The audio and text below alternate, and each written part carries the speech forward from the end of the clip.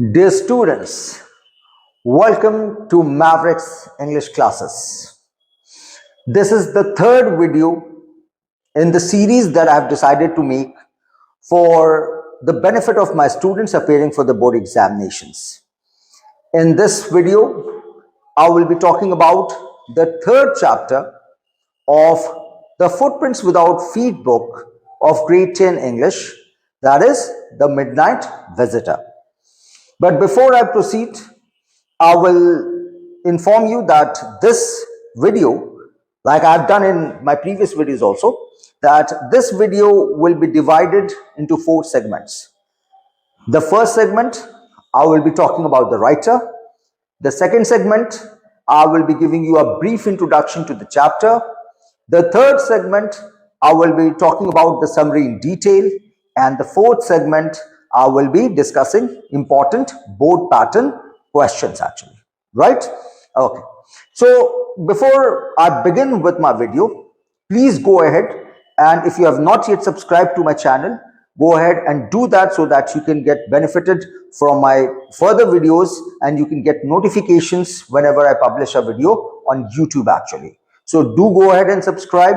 Do go ahead and share the video to your friends so that they can also be benefited the most from the videos that I'm making actually. All right.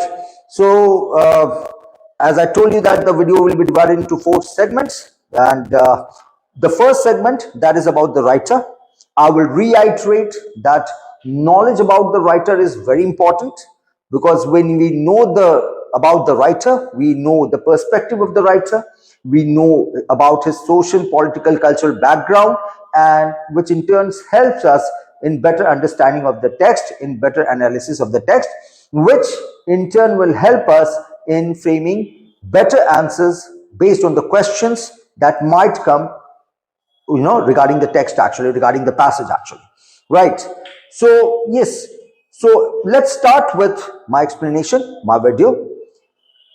The story is The Midnight Visitor, right? Third chapter of Footprints Without Feet book, Grade 10 English. The writer of this chapter is Robert Arthur Jr., also known as Robert Arthur. Robert Arthur was born on November 10th, 1909. He was a writer and editor of crime fiction and speculative fiction. He is known for his work with The Mysterious Travelers, that was a radio series, and also for his writing The Three Investigators, that is a series of young adult novels actually. He was born in Philippines, but his father was a lieutenant or lieutenant in the US Army. So he spent his childhood moving place to place wherever his father was stationed. In 1930, he graduated in English from the University of Michigan, right? And after that, he worked as an editor. In 1932, he completed his master's in journalism from the same university, University of Michigan. He has written many mystery novels for children and young adults. In 1959, he moved to Hollywood and he has written and edited many scripts for television shows actually. And he passed away eventually in 1969 at Philadelphia in Pennsylvania. So this is all about the writer Robert Arthur, right? Now let's talk about the story, right? The Midnight Visitor. Before I go ahead and start with the story, The Midnight Visitor, I would like to give you a scenario, a situation. Suppose you are coming from somewhere in the middle of the night, late at night. Most probably you are returning from a late night party and you are all alone walking on the streets, and suddenly a stranger stops you, intervenes in your way and points a gun at you and tells you to hand over all your belongings, your purse, your money to him. What would you do in such situation? Would you try to act as a Hindi film hero and snatch the gun and give him punches? Would you try to run away from there? Would you beg for forgiveness? What would you do actually? right? Or would you yell, shout? What would you do? Think about the situation, right? Okay. This is the second segment where I'll be giving you a brief idea of the story. This story is actually based upon such a situation. This story is based on the theme of, on the theme that confidence, intelligence, presence of mind, right? These qualities are much more powerful than a gun actually, right?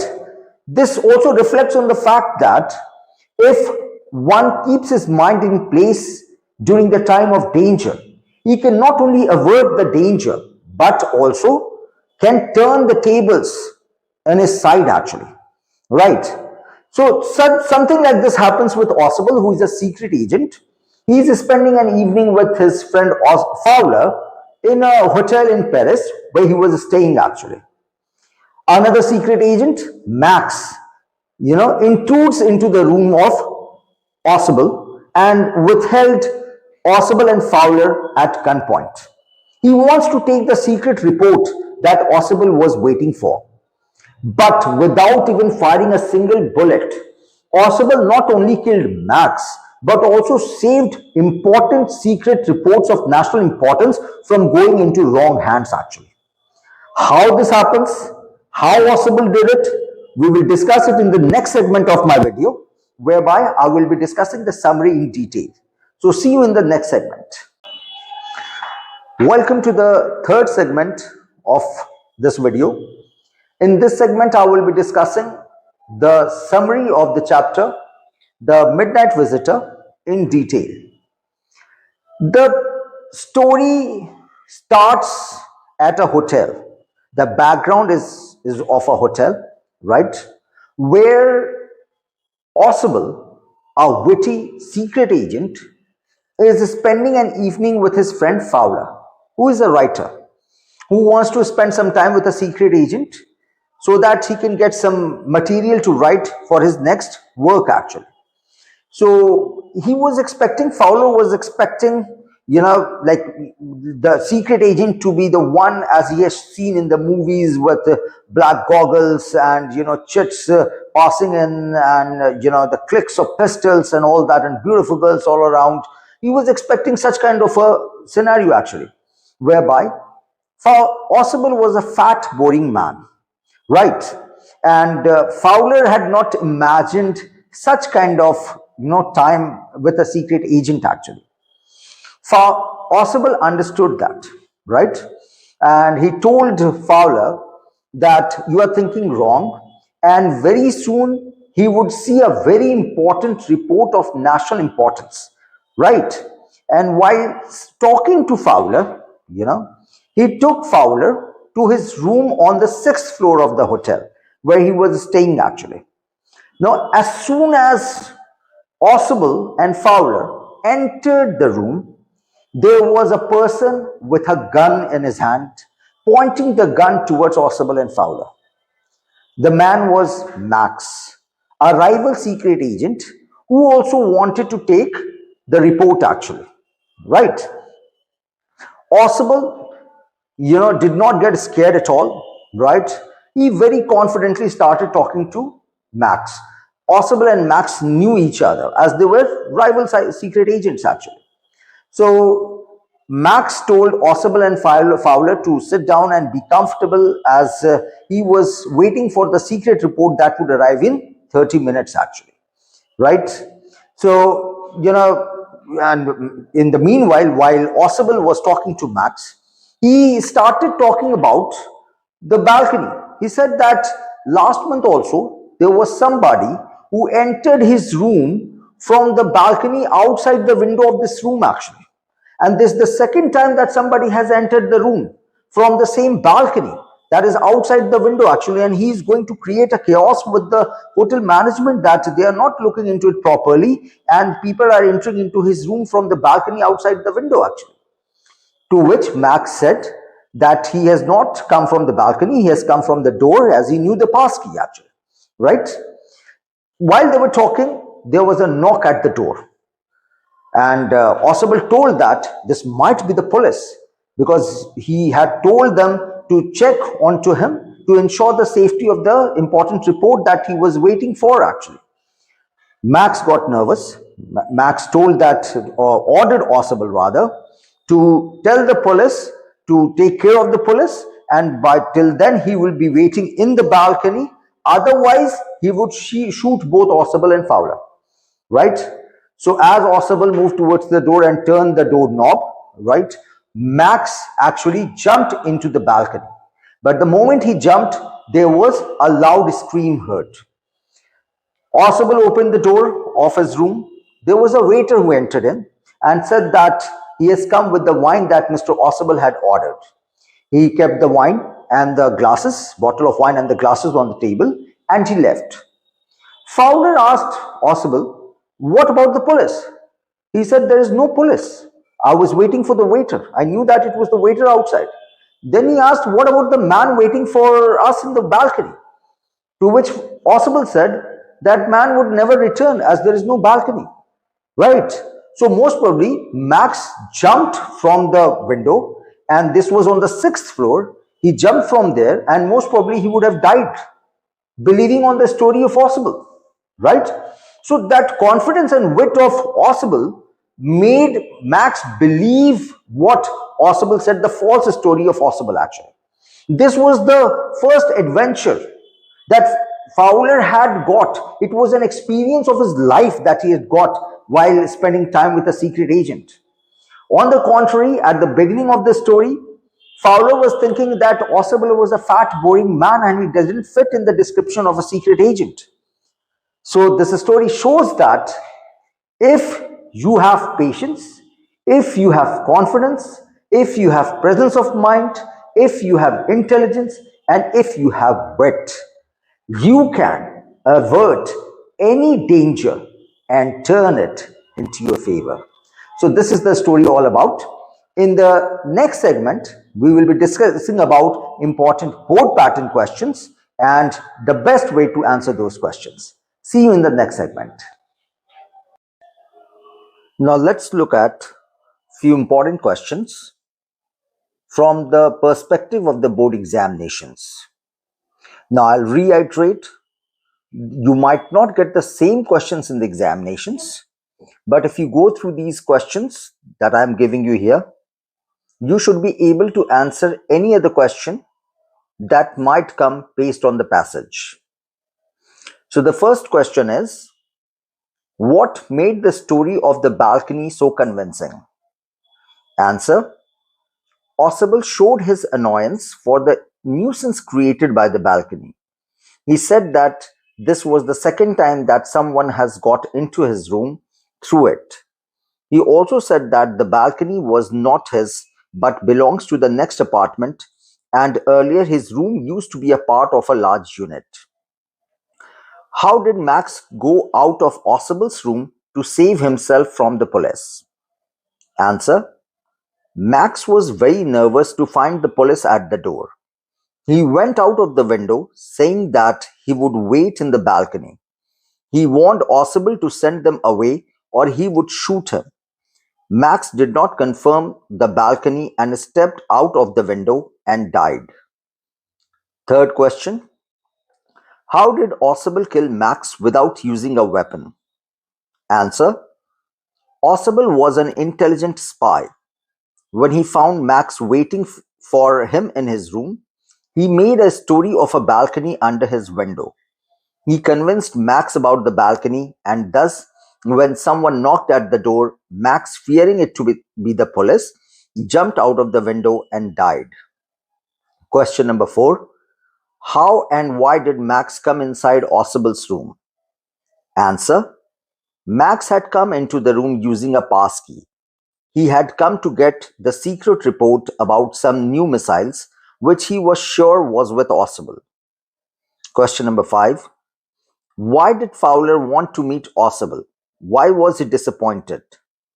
Answer: Fowler was a young and romantic writer. He wanted to meet Osable because he was a secret agent. He was disappointed to meet Osable because he was a fat, sloppy fellow. He was not romantic. He lived in a small room in a gloomy hotel. Question number 6. Who was Ossible? Answer: Ossible was a secret agent. A very important document concerning some new missiles was under his safe custody. He didn't look like a secret agent as we read in the books or see in films. He was fat and sloppy. His office was in a small room on the sixth and the top floor of a hotel. Fowler was very disappointed to meet him. Question number 7. Ossible did not fit any description of a secret agent comment. This is a very important question, keeping in mind the board examinations. Answer: Ossible did not fit any description of a secret agent. He did not seem to be so smart, active, movable, aggressive, and romantic as we read in books or see in films. He was very fat and sloppy. The crack of pistols, the wine, and dark eyed beauties are normally associated with secret agents like James Bond. These qualities had nothing to do with Ossible. Question number 8. Why did Fowler feel let down after meeting Ossible? Answer: The young writer, Fowler, had formed a very romantic and grand picture of a secret agent in his mind. This picture was based as it is found in books or shown in films. He found Ossible not cracking pistols or surrounded by dark eyed beauties like James Bond. Rather, he was a fat and sloppy man. He lived in a very small room on the sixth floor. Fowler felt rather let down after meeting Ossible. Question number 9. What is the important paper that Ossible talks of? Answer: Ossible is a secret agent. He has been assigned an important job. He has an important paper regarding some new missiles under his custody. The paper was well affect the course of history. It is of so much importance that several men and women have risked their lives to get them. Even Max, a secret agent himself, comes to grab them from Ossible's room. 10th, how did Fowler have his first authentic thrill of the day? Answer: Fowler was rather bored and disillusioned after meeting the secret agent, Ossible, but soon he had his first authentic thrill of the day. The moment Ossible switched on the light, he found a man standing halfway across the room. He had a small automatic pistol in his hand. Fowler was stunned. The man demanded the report concerning some new missiles from Ossible. Fowler had his first authentic thrill of the day. Question number 11. Why and how did Max enter Ossible's room? Answer: Max's entry was not merely accidental. He had entered Ossible's room through a passkey. When Ossible switched on the light, he found him standing with a small automatic pistol in his hand. He had come to grab a very important paper that was related to some new missiles. Several men and women had already risked their lives to get that report. Describe Max as an agent. Answer: Max was a secret agent and a rival and enemy of Ossible. He was slender, a little less than tall. He appeared crafty and had pointed countenance of a fox. There was nothing especially menacing about him except his pistol. He came to Ossible's room to steal a very important paper concerning some new missiles. He is outwitted by Ossible and made to jump out of his window. Other than these questions, there are a few long answer questions that might come for 6 marks, and you should find the answer and attempt to write these answers in your own words. Question number 1. With reference to the midnight visitor, do you think the presence of mind should be developed and to what advantage? Elaborate. Highlighting the values possessed by Ossible. Or, presence of mind and intelligence are more powerful than a gun. How far is it true in case of Ossible, the secret agent? Okay. Second, pride before a fall befits Max, who said, I will get it back tonight. Was he successful? What lessons can be learned from this? Third, Ossible was a successful secret agent. What qualities can be attributed to him? Give some examples. Fourth, what makes you think Max was a careless and foolish fellow? Or, though Max was very cunning, he was still but a little spy before Ossible. Explain. Now, these are the questions. I want all my students to go through these questions, understand the story well, and prepare well for their board examinations. Best of luck.